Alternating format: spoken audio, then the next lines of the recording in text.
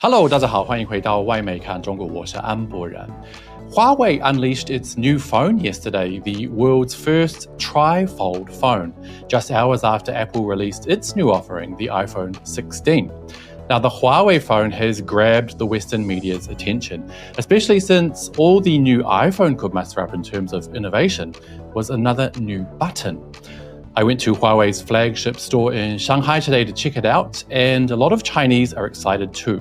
But does the world really need a smartphone that folds up into three parts?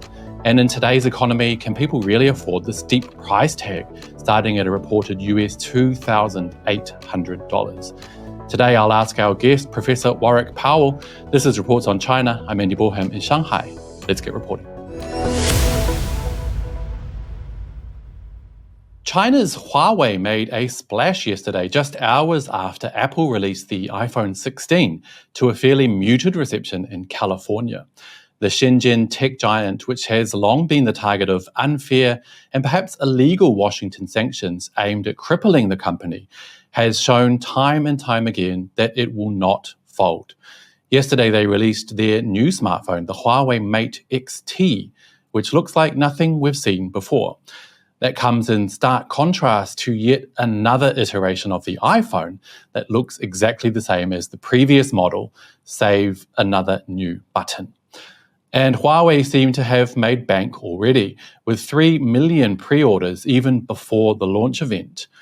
What makes Huawei's new Mate XT unique, and by the way, this is not the company's rival to the iPhone, which will be the yet-to-be-released Mate 70, is that it folds out from three faces into a much larger screen. But is that something the world really needs? Who asked for a phone that folds up into three parts? I'll pose that question to today's guest, Adjunct Professor Warwick Powell from the Queensland University of Technology and Senior Fellow at the Taihe Institute. Professor, welcome back to the show. Now, first, I really want to ask you that question because personally, I don't really see any uses for a trifold phone that aren't covered in products that are available already. Huawei says the Mate XT can fit in your pocket, but when it's folded up, to me, it looks to be a little bit clunky. So is there any need for a phone like this? Well, the need will ultimately be determined by whether or not the phone sells, and with 3 to 4 million pre-sale orders, it would suggest that there is certainly interest in a trifold device. The idea of having a bigger screen for a handheld device has come and gone over the course of the last 10 plus years, where many different smartphone developers and manufacturers have experimented with products that offer different sizes of screens, trying to find a screen size that ticks all the boxes in terms of the convenience of being handheld, but also in terms of being big enough to do some of the things that you might find difficult to do on a single, what I guess we'd call a conventional smartphone screen today. I guess this trifold phone / tablet / computer is really seeking to push the boundaries around some innovation technologies that may help these developers figure out the right balance between form factor, functionality, screen size, and those sorts of things. Time will tell. Time will tell. Yeah, you mentioned there that the current or the new phone may take up the place of cell phone, tablet, and computer, which might go to explain the price. Now, CNN ran with the headline, China's Huawei unveils its answer to Apple's iPhone 16, but it comes with a hefty price tag. Now, for once, I think we have a variation of the but at what cost headline that's fairly accurate. This new phone starts at a whopping US $2,800 and goes all the way up to $3,375. The starting price, for a bit of a comparison, is $300 more than a brand new 16-inch MacBook Pro.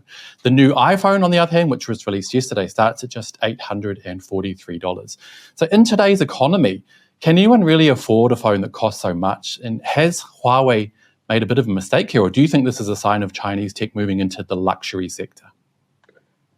Look, Huawei, together with many other Chinese innovation companies, are trying to develop products that occupy just about every price point category you can imagine. So you see that in the new energy vehicle space, for example, where there are products from the BYD Seagull at the bottom end right through to some of their top end luxury or sports vehicles. And I think the same kind of mentality or design approach is being adopted here within the smartphone or mobile computing space.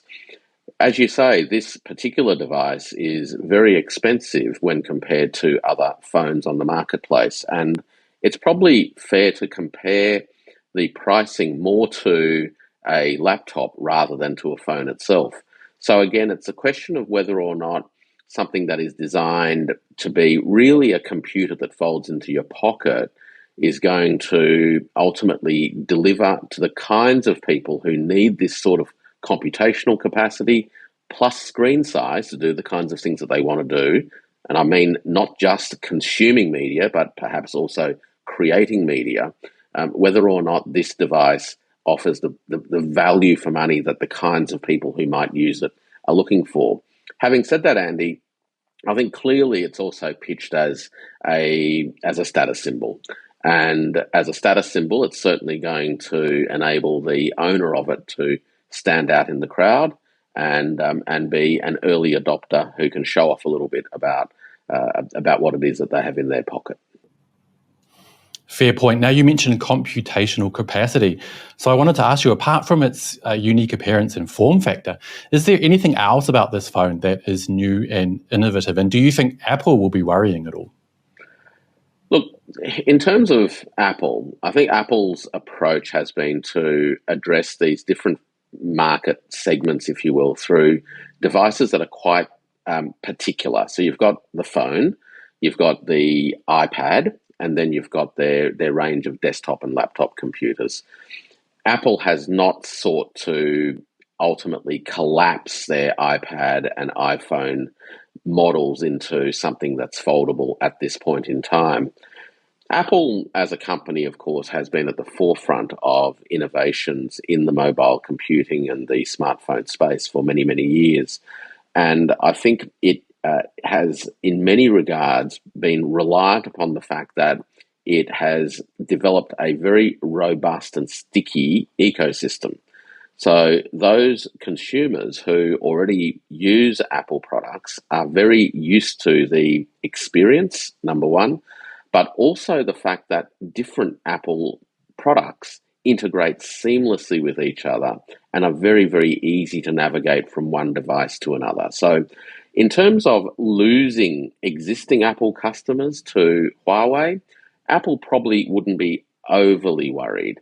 The real question here, though, is what does this say about the next generation of smart device users, and how does a technology such as the Huawei technology, which operates Huawei's own Harmony operating system, supports a new generation of digital autonomy for countries so that they become less reliant upon American big tech platforms. Last question today, Professor. Huawei have yet to release their rival to the iPhone, the much anticipated Mate 70. When do you expect that phone will be released, and what can we look forward to? Also, do you think Washington will be bracing for another massive shock like last year when they released the Mate 60?